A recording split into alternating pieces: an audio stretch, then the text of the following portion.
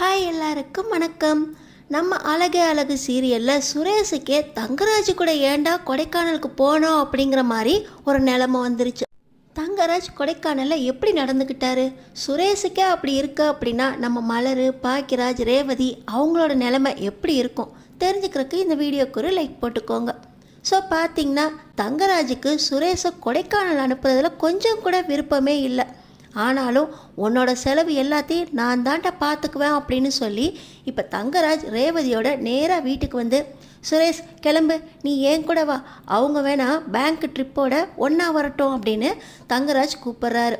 பார்த்திங்கன்னா இப்போ நம்ம ராகவனும் ராஜலக்ஷ்மியும் சேர்ந்துக்கிட்டு, மாப்பிள்ளை சுரேஷை மட்டும் கூப்பிட்டு போகிறீங்களே, மலரும் பாக்கியராஜும் கூட தனியாக தான் போகிறாங்க, கூட ராகவி இருக்கா, குழந்தைக்காக தான் பார்க்குறேன், அவளையும் உங்கள் கூட கூப்பிட்டு போனீங்கன்னா உங்கள் கூட வராங்கங்கிற திருப்தியாவது எங்களுக்கு இருக்கும், அவங்களையும் உங்கள் கூடயே கூப்பிட்டு போங்க மாப்பிள்ள அப்படின்னு இந்த ராஜலக்ஷ்மி சொல்ல, அத்தை உங்களுக்கே தெரியும் எனக்கு இதெல்லாம் ஒத்து வராது அத்தை, நானும் சுரேஷும் போகிறோம், இவங்களை பின்னாடி வர சொல்லுங்க அப்படின்னு இப்போ நம்ம தங்கராஜ் சொல்ல, ரேவதி இருந்துக்கிட்டு சரி நீங்கள் வேணால் போங்க, நானும் அண்ணி கூடயே வந்துடுறேன் அப்படின்னு சொல்கிறாங்க.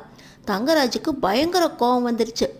நீ ஏன் கூட தான் வர்ற அப்படின்னு தங்கராஜ் சொல்ல, அதெல்லாம் ஒன்றும் இல்லை மாப்பிள்ள, பாருங்கள் இப்போ ரேவதியும் பாக்கியராஜோட சேர்ந்துக்கிறேன்றா, உங்களோட எல்லாருமே வந்தால் உங்களோட அனுப்புகிறோங்கிற தைரியம் இருக்கும், நீங்களும் பாதுகாப்பாக கூட்டிகிட்டு போயிட்டு வந்துடுவீங்க, ஏற்கனவே 4 பேர் தனியாக போகிறாங்களேன்னு யோசிச்சுக்கிட்டு இருந்தோம், நீங்கள் போகிறீங்களேங்கிற தைரியத்தில் தான் இருந்தோம், இப்போ நீங்களும் சுரேஷை மட்டும் கூப்பிட்டு போகிறேன் இவங்களாம் வேண்டான்னு சொன்னால் கொஞ்சம் சங்கடமாக இருக்கு மாப்பிள்ள அப்படின்னு ராகவன் சொல்ல, சரி சரி வர சொல்லுங்க அப்படின்னு சொல்லி எல்லாருமே ஒரே கார்லேயே போகிறாங்க. டேய் சுரேஷா, நம்மளுக்கு தான் இந்த காரு வசதியாக இருக்குது, பின்னாடி உக்காந்துருக்கிற இந்த பேரையும் நம்ம காரையும் பார்க்கும்போது காருக்கு சம்பந்தமே இல்லாத ஒரு ஆடு மாடுங்களை ஏற்றி பொதி சுமக்கிற மாதிரிலாம் இருக்கு அப்படின்னு தங்கராஜ் சுரேஷ்கிட்ட சொல்ல, மாமா அப்படின்னு சுரேஷ் இழுக்கிறாரு. சரி சரிடா, நான் ஒன்றும் சொல்லலை, நீ என் கூட வர்றதே சந்தோஷம், கூட ஏதோ ஒரு 4 பேரை கூட்டிகிட்டு போகிறதா இருக்கட்டும் அப்படின்னு தங்கராஜ் வக்கனை அடிச்சுக்கிட்டே காரை கிளப்பி போகிறாரு. இப்போ பாக்கியராஜ் பக்கத்தில் இருக்க மலர், என்னங்க ராகவிய அம்மா கார்த்திக் கூட விடணும்னு சொல்லியிருக்கேன் அப்படின்னு நம்ம மலர் இழுக்க, இப்போ பாக்கியராஜ், நானும் யோசிக்கவே இல்லடி, இப்படி மச்சான் கூட போய் நம்மளை சேர்த்து விட்டுருவாங்கன்னு, ராகவியை பேசாமல் நம்மளோடய கூட்டிகிட்டு போயிடுவோமா அப்படின்னு பாக்கியராஜ் சொல்கிறாரு. நான் அம்மா கிட்டலாம் சொல்லிட்டேன், அவங்க ரெடியாக இருக்காங்க ராகவியை கூப்பிட்டுக்கிறதுக்கு, நீங்கள் ஏதாவது சொல்லி ராகவியையும் என்னையும் இறக்கி விடுங்க, நான் போய் விட்டுட்டு வந்துடுறேன், அதுக்கப்புறம் நீங்கள் கிளம்புங்க அப்படின்னு நம்ம மலர் சொல்கிறாங்க. பாக்கியராஜுக்கு என்ன பண்ணுறதுனே தெரியல. இதையெல்லாம் பக்கத்துலேருந்து பார்த்துக்கிட்டு இருக்க நம்ம அழகுமதி ஒரு ஐடியா பண்ணுறாங்க. எனக்கு வாந்தி வருது, ஏதாவது ஒரு பக்கம் காரை நிறுத்துங்க அப்படின்னு நம்ம மதி சொல்கிறாங்க. டேய் இதுங்களெல்லாம் கூட்டிட்டாடா நம்ம கொடைக்கானல் போகணும், என்னடா சுரேஷ் அப்படின்னு தங்கராஜ் ஒரு பக்கமாக, டிரைவர் காரை நிறுத்துங்க அப்படின்னு சொல்கிறாங்க. இப்போ நம்ம அழகுமதி ஒரு வாட்டர் பாட்டில் எடுத்துக்கிட்டு நீங்கள் அந்த பக்கமாக போங்க அப்படின்னு சிக்னலும் கொடுத்துட்டு இந்த பக்கமாக அவங்க போயிடுறாங்க. டேய் சுரேஷ் அவள் வர்றாளா இல்லையா பாருடா அப்படின்னு சொல்லி தங்கராஜ் சுரேஷ் கிட்ட கோப்பட, மாமா இதுக்கெல்லாமா நான் பக்கத்தில் போய் நிற்க முடியும், இருங்க மாமா அவளே வரட்டும் அப்படின்னு சுரேஷ் சொல்லிக்கிட்டு இருக்காரு. ஆனால் ரேவதி, அண்ணன் எங்கே காணோம் அப்படின்னு அவங்களும் கீழே இறங்க, நம்ம மதி, அண்ணி கொஞ்ச நேரம் அமைதியாக இருங்க, அவங்க ராகவியை அங்கே விட்டுட்டு வர போயிருக்காங்க, அப்புறம் பார்த்துக்கலாம் அப்படின்னு சொல்லி ரேவதியையும் கன்வின்ஸ் பண்ணிடுறாங்க மதி. வேகமாக பாக்கியராஜும் நம்ம அழகு மலரும் ராகவியோட பேக் எடுத்துக்கிட்டு நேராக வேகமாக போய் அந்த இடத்துல இருக்க அவங்க அம்மா வீட்டில் விட்டுடுறாங்க. விட்டுட்டு பத்திரமா பார்த்துக்கங்க அத்தை, ராகவி ஆச்சி சொல் பேட்டு கேட்டு பத்திரமா இருக்கணும் அப்படின்னு சொல்லிட்டு அவரும் வந்துடுறாரு. இப்போ பாக்கியராஜும் மலரும் மட்டும் தனியாக வரதை பார்த்து ரேவதி, என்ன நீ ராகவியை காணோம் அப்படின்னு சொல்ல, ஏய் இதை பற்றி யார்ட்டையும் சொல்லிக்கிட்டு இருக்காத, நான் கார்த்தியோடைய அம்மாவோடையும் ராகவியை விட்டுட்டு வரேன், அவங்களுக்கும் தான் பேத்தியோடு இருக்கணும்னு ஆசை, அதனால் 3 நாள் அங்கேயே இருக்கட்டும்னு விட்டுருக்கேன், நீ இப்போ பேச்சு எடுத்தினா அண்ணனுக்கு ஞாபகம் வந்துடும், இதெல்லாம் அங்கே போய் பேசிக்கலாம், ஒன்றும் வாய் பேசாதா அப்படின்னு சொல்லிட்டு பாக்கியராஜும் மலரும் ஒன்றுமே தெரியாத மாதிரி வண்டியில் வந்து உட்கார, டேய் மதி வந்தாளா இல்லையாடா அப்படின்னு சொல்ல, நம்ம ரேவதி மதியோட வந்து போகலாங்க அப்படின்னு சொல்லிடுறாங்க. இப்போ மறுபடியும் கார் கிளம்பிடுது. இவங்க நேராக கொடைக்கானல் ட்ரிப்பில் தாண்டா போய் இறங்கணும், இனிமேல் வாந்தி வருது, அங்கே போகணும், இங்கே டாய்லெட் ரெஸ்ட் ரூம் போகணும் அப்படின்னு வண்டி எங்கேயும் நிற்கக்கூடாது அப்படின்னு இந்த தங்கராஜ் ரொம்பவே சலிச்சுக்கிட்டு இருக்கிற அந்த டென்ஷனில் கையில் சரக்கு பாட்டிலை கையில் எடுத்துடுறாரு. மாமா, இங்கே எதுக்கு மாமா சரக்கு பாட்டிலை எடுத்துகிட்டு வந்திருக்கீங்க அப்படின்னு சுரேஷ் அதை பார்த்தோன்னே கேட்க, டேய் நம்ம கொடைக்கானல் போகிறோம், குளிருக்கு இதுதான் நம்மளுக்கு ஸ்வெட்டர் அப்படின்னு தங்கராஜ் இதை மறைக்க சுரேஷுக்கு என்னவோ போல ஆயிடுது. குடும்பத்தை வந்திருக்கமே அப்படின்னு அவருக்கு கொஞ்சம் சங்கோஜமாக இருக்குது. இன்னொரு பக்கம் பார்த்திங்கன்னா மதியத்துக்கும் காலைக்கும் நானே எல்லாமே செஞ்சு வச்சுட்டு போயிட்டேன் அப்படின்னு நம்ம மலர் சொல்லிக்கிட்டு இருந்ததை கேட்டு, அப்பாடா இவளையே வேலையை முடிச்சுட்டு போயிட்டா, இந்த வசந்தி எல்லாத்தையும் பார்த்துக்குவான்னு சொன்னால் இன்னும் காணமே அப்படின்னு இங்கே ராஜலட்சுமி புலம்பிக்கிட்டு இருக்கா. அந்த நேரத்தில் பிரண்டையோட உள்ளே வராரு ராகவன். ஏய், எனக்கு முட்டியெல்லாம் வலிக்குது, இந்த பிரண்டையை கொஞ்சம் துவையல் அரைச்சி வச்சிரு அப்படின்னு ராகவன் சொல்கிறாரு.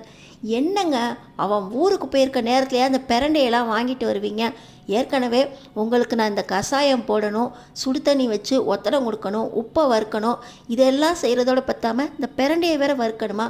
பிரண்டை செய்கிறது எவ்வளோ கஷ்டம் தெரியுமா? இதெல்லாம் மலர் இருக்கத்தில் தானே நீங்கள் வாங்கிட்டு வரணும், இப்போ எதுக்கு வாங்கிட்டு வந்திருக்கீங்க அப்படின்னு இந்த ராஜலட்சுமி கத்துறாங்க. சும்மா காய்ச்சி மூச்சுன்னு கத்தாத, வீட்டில் நீ சும்மா தானே இருக்க, மலர் எல்லா வேலையும் பார்த்துக்கிட்டு இருந்தப்போ நீயும் பார்த்துக்கிட்டு தானே இருந்த, இப்போ இந்த ஒரு வேலையை தானே செய்கிற, என்னை மட்டும் பார்த்துக்கிறது கூட உனக்கு அவ்வளோ கஷ்டமாக இருக்கா அப்படின்னு ராகவன் சொல்கிறாரு. என்னங்க நீங்களும் என் கூட உட்காந்து பிரண்டே ஆயிங்க அப்படின்னு இப்போ ராஜலட்சுமி சொல்ல, என்ன இதெல்லாம் பழக்க வழக்கெல்லாம் மாறிக்கிட்டு இருக்கு, போய் செய்யிப்போ அப்படின்னு ராகவன் சத்தம் போட இப்போ ராஜலட்சுமிக்கு என்ன பண்ணுறதுனே புரியல.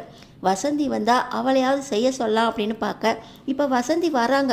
வந்த உடனே, ஏய் வசந்தி, இந்த பிரண்டையில் துவையல் கொஞ்சம் அரைச்சி கொடு அப்படின்னு இந்த ராஜலட்சுமி சொல்ல, இல்லைம்மா 3 நாள் என்னென்ன வேலை செய்யணும் அப்படின்னு அவங்க என்கிட்ட ஒரு லிஸ்ட்டு போட்டு கொடுத்துருக்காங்க. இன்றைக்கி வேலை வந்து இருக்கிற பாத்திரத்தெல்லாம் கிளியர் பண்ணி கொடுக்கணும், வீட்டை சுத்தமாக தொடச்சி கொடுக்கணும், மேலே துணி காய போட்டிருக்காங்களாம் அதை எடுத்துகிட்டு வந்து மடித்து வைக்கணும், அதுக்கப்புறம் நான் அடுத்த வீடை போய் பார்க்கணும். இதெல்லாம் எனக்கு சொல்லவே இல்லையே, நீங்கள் என்ன புதுசாக வேலை சொல்கிறீங்க அப்படின்னு வசந்தி சொல்கிறாங்க. ஏய், நான் சொல்கிற வேலையை செய்கிறது தானே உனக்கு வேலை, அதுக்காக தானே இங்கே விட்டுட்டு போயிருக்கா மலர், நீ பாட்டுக்கு இதை செய்ய மாட்டேன் அதை செய்ய மாட்டேன்னு சொல்லிக்கிட்டு இருக்க. நைட்டுக்கு ஒரு 10 முட்டை வேக போட்டு வை, இங்கே சுருத்தியும் சித்தும் வந்துடுவாங்க, அவங்களுக்கு நான் ஏதாவது செஞ்சு கொடுத்துக்கிறேன் அப்படின்னு இங்கே ராஜலட்சுமி சொல்ல, சொன்ன வேலையை மட்டும்தாம்மா செய்வேன், எக்ஸ்ட்ரா செய்யணும் அப்படின்னா கூட எனக்கு 1000 ரூபாய் வேணும், கொடுக்குறீங்களா அப்படின்னு சொல்கிறாங்க இந்த வசந்தி.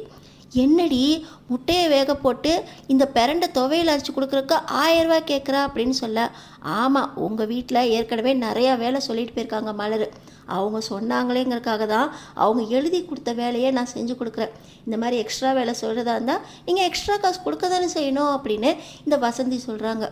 சரி, நான் எக்ஸ்ட்ரா காசுலாம் கொடுக்குற மாதிரி இல்லை, நான் முட்டையை வேக போட்டுக்கிறேன், பாத்திரத்தை விலக்கி போடு அப்படின்னு சொல்லிட்டு இந்த ராஜலட்சுமி பிரண்டை எடுத்து ஆயத்தொடங்க.